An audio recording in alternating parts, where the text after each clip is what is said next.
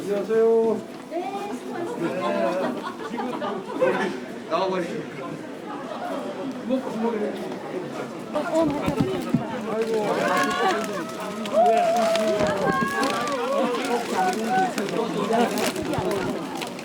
예, 아이고. 아유, 한번 뭐 이렇게 나오고. 여전하시네. 아니, 제 외할머니 동생이신데.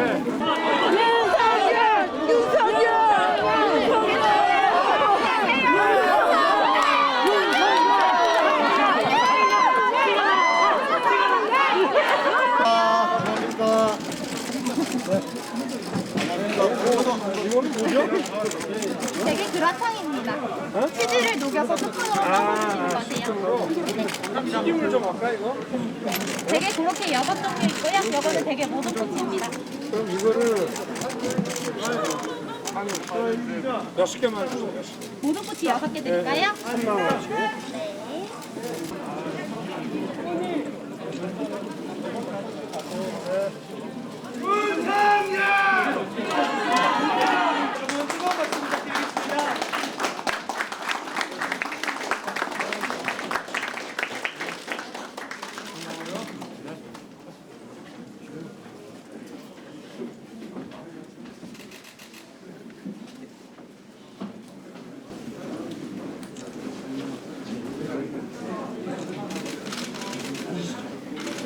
오늘 자리는 강원도 관광업 육성과 지역 소상공인들이 체감하는 내수 경기의 상생 발전 방안의 논의인 자리인 만큼 오늘 많은 의견이 시작했습니다.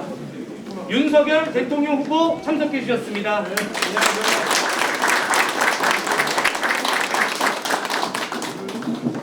네, 이어서 국민의힘 이준석 대표님 참석하셨습니다. 총장님 참석해 주셨습니다. 국민의힘 여러분들 반갑습니다. 그리고 우리 강동을 방문해 주신 윤석열 대통령 이번에 한번 나올 것 같다. 30대 당 대표로서 당을 이끌고 계신 이준석 대표님 정말 방문 방문을 진심으로 감사합니다. 네, 감사합니다.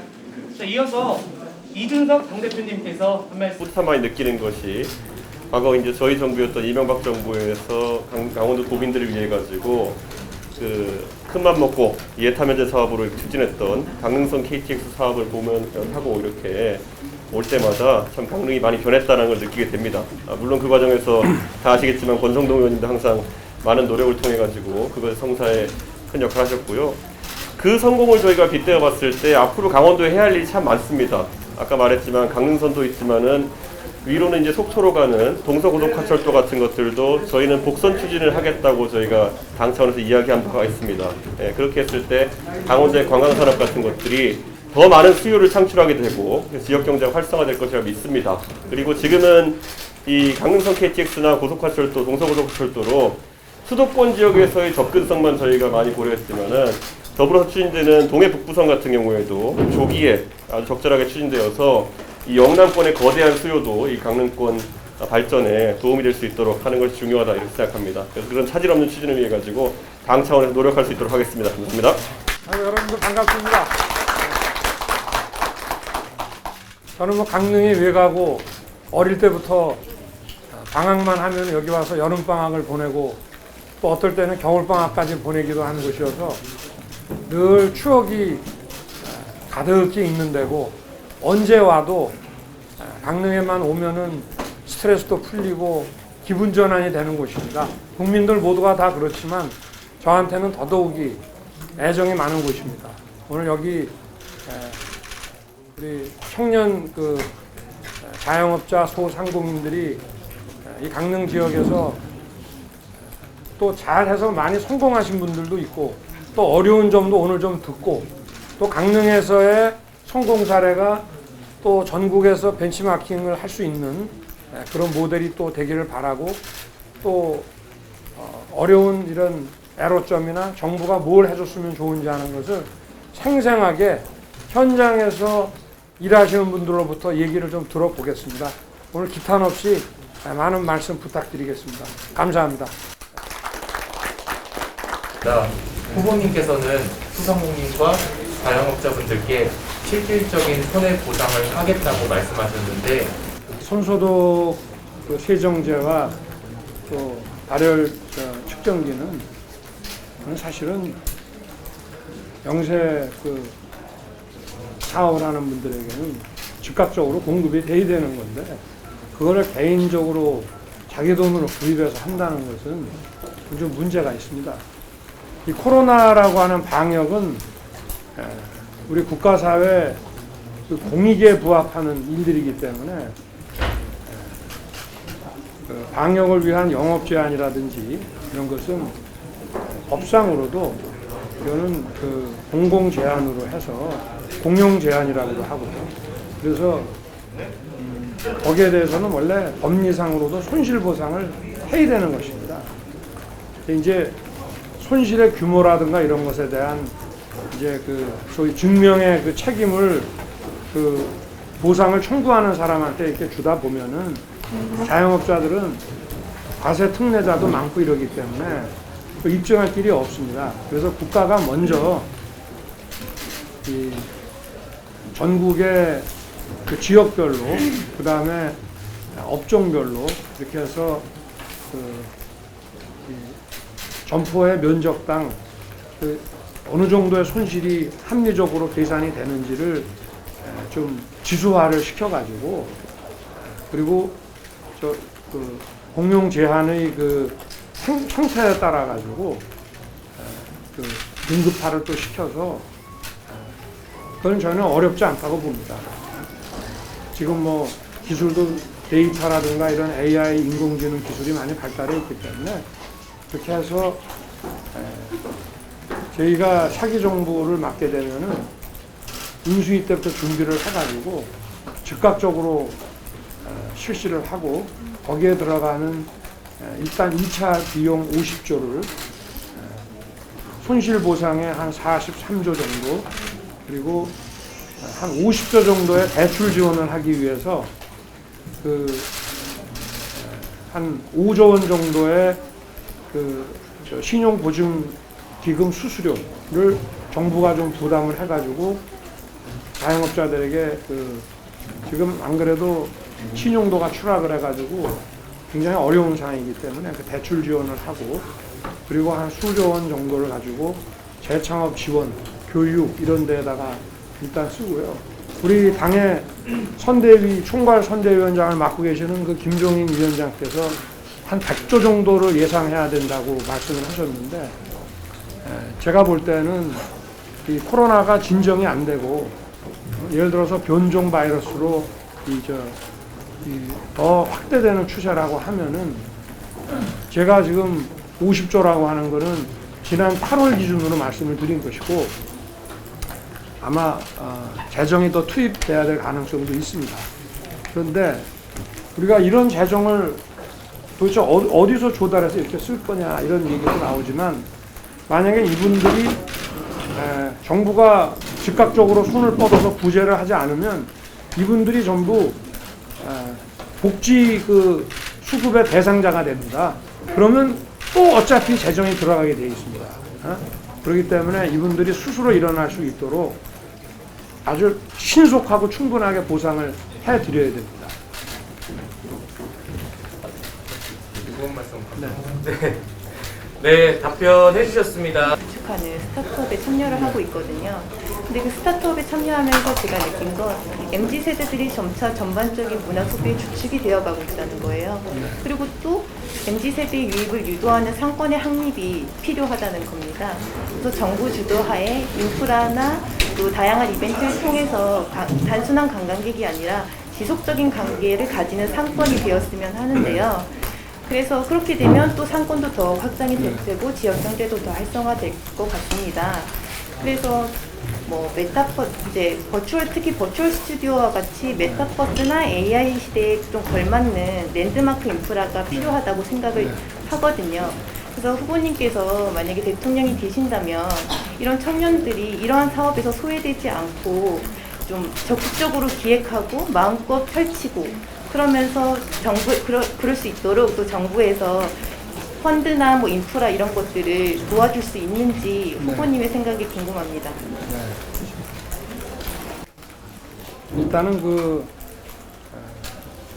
어떤 지속적인 이런 상권을 또 유지하고 또 진작을 하기 위해서 먼저 지방정부가 나서야 되지만 지방정부의 우수 사례들을 잘 발굴해가지고 그 우수 사례가 되고 이것이 다른 지역에 모범이 된다라고 판단이 되면 그런 것들을 선정해서 중앙정부가 그 비용을 지원해주는 그런 방식으로 해서 각 전국에 있는 지방정부들이 이런 그 MZ세대를 위한 그 상권의 육성에 적극적으로 나설 수 있게 중앙정부가 여건 조성을 하겠습니다. 이 부분은 그 MZ세대 상권을 육성하기 위해서 어떻게 해야 되는지는 제 답이 좀 부족한 것 같고 우리 이준석 대표님께서 조금 보완해 주시면 안 되겠습니까?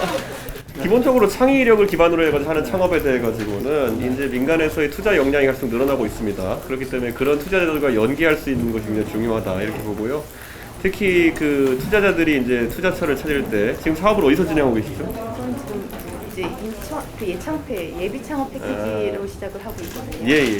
근데 이제 지역별로도 이제 사실 이런 투자자들이 지역에 투자할 수 있도록 하는 것이 되게 중요하다. 지금 같은 경우에는 또 지역에서 사업을 할 때도 보면 서울에 사무실이 있는 사람들이 우대한다든지 연구소가 있는 사람들이 우대한다든지 이런 보이지 않는 지역에서의 창업의 장벽들이 있습니다.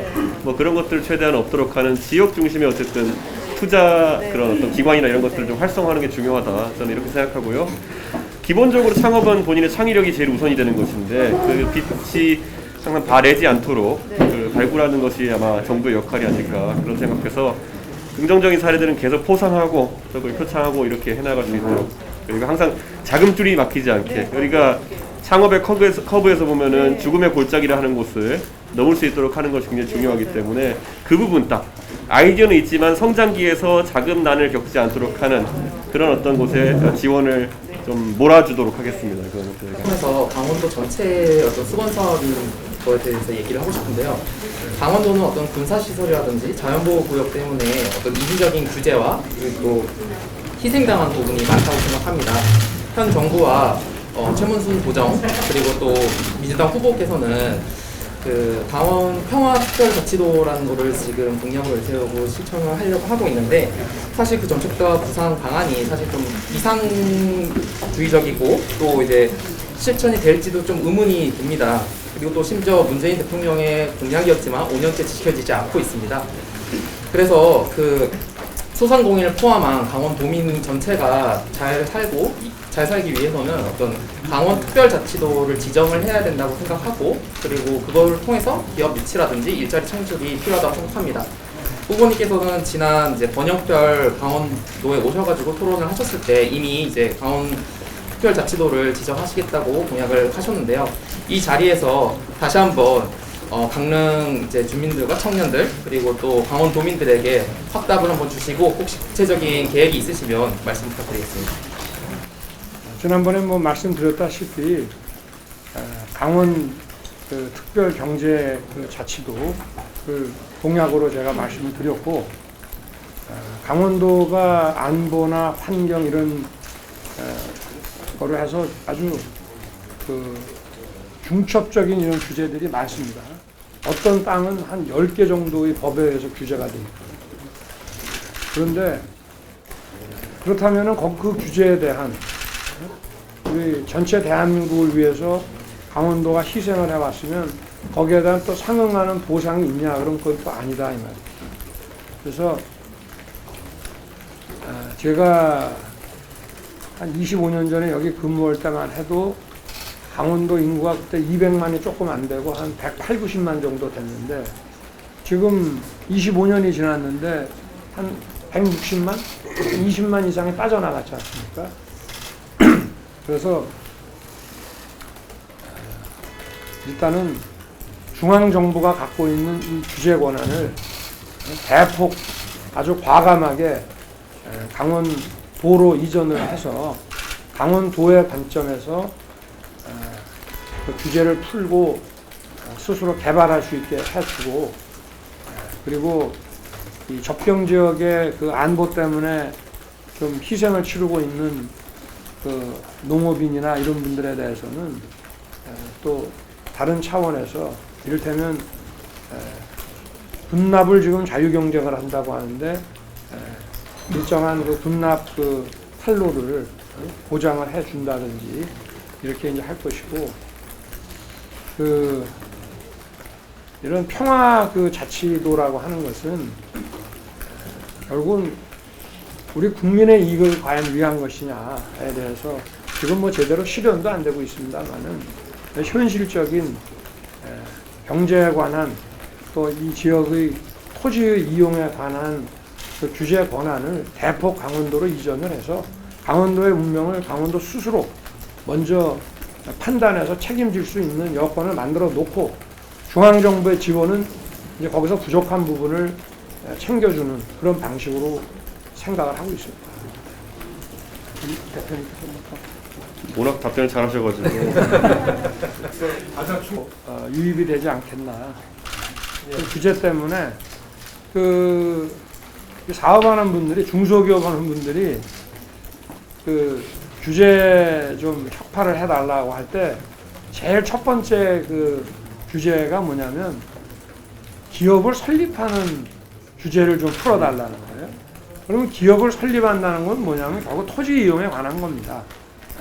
무슨 뭐 이런 그 대도시에서 아주 첨단 서비스 그 사업을 하는 것도 아니고 대개 중소기업 하면은 회사와 공장과 또 부대 시설들을 만들어 사업을 해야 되기 때문에 토지 이용에 대한 규제를 좀 푸는 것이 이 기업의 그 설립에 관한 규제 중에 제일 중요한 거라고 얘기를 하는데, 만약에 이게 특별자치도로 경제자치도로 가게 되면은 강원도에 많은 투자가 이루어질 것으로 생각합니다.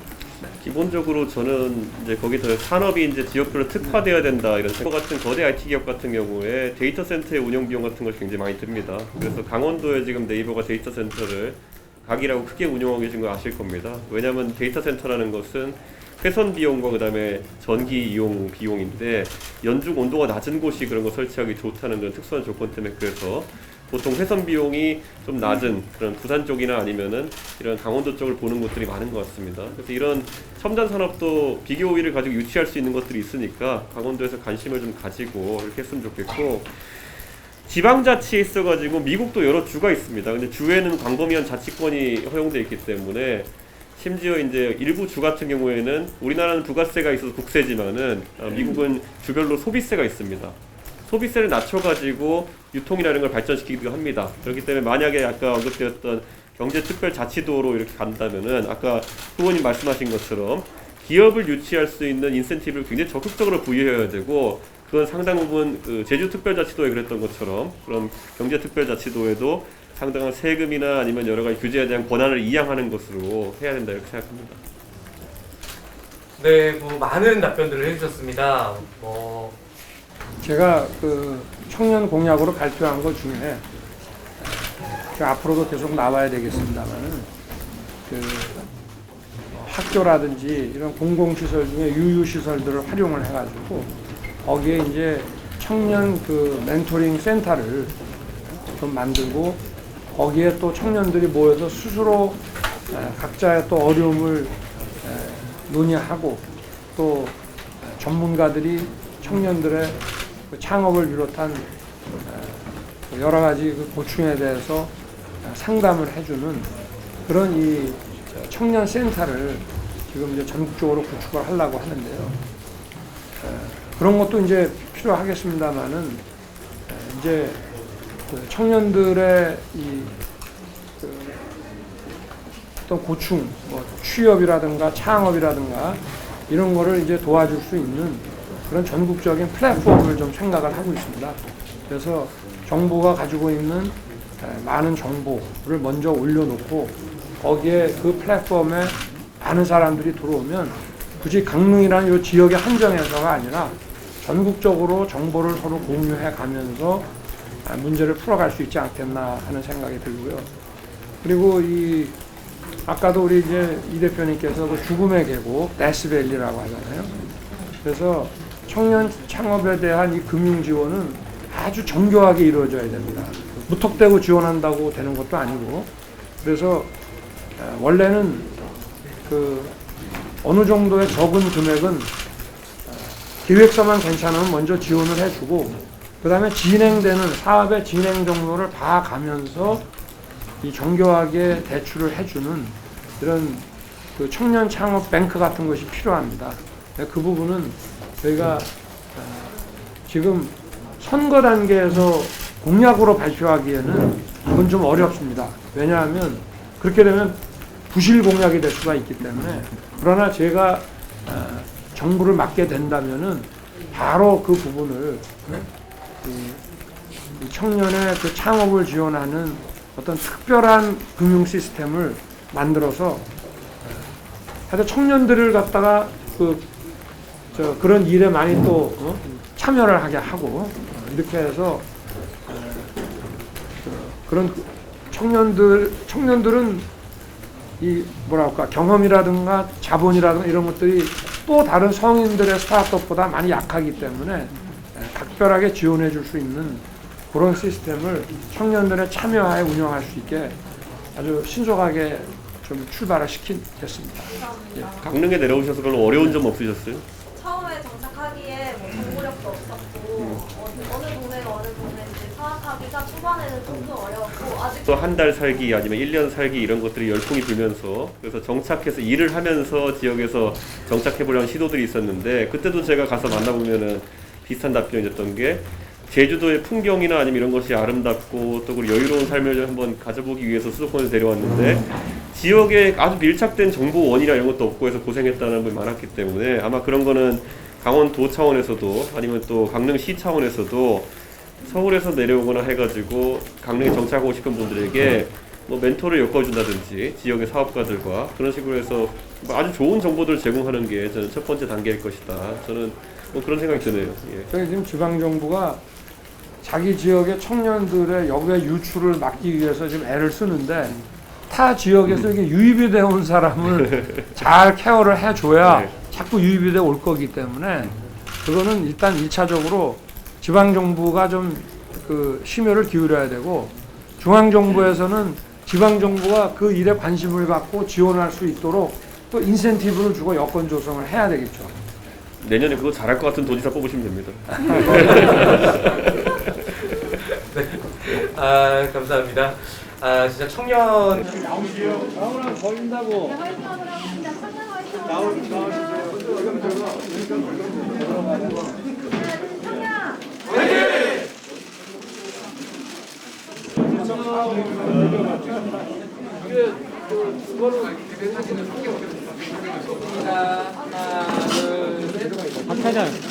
차세대 불러주세요. 차세대 화이팅 부탁드리겠습니다.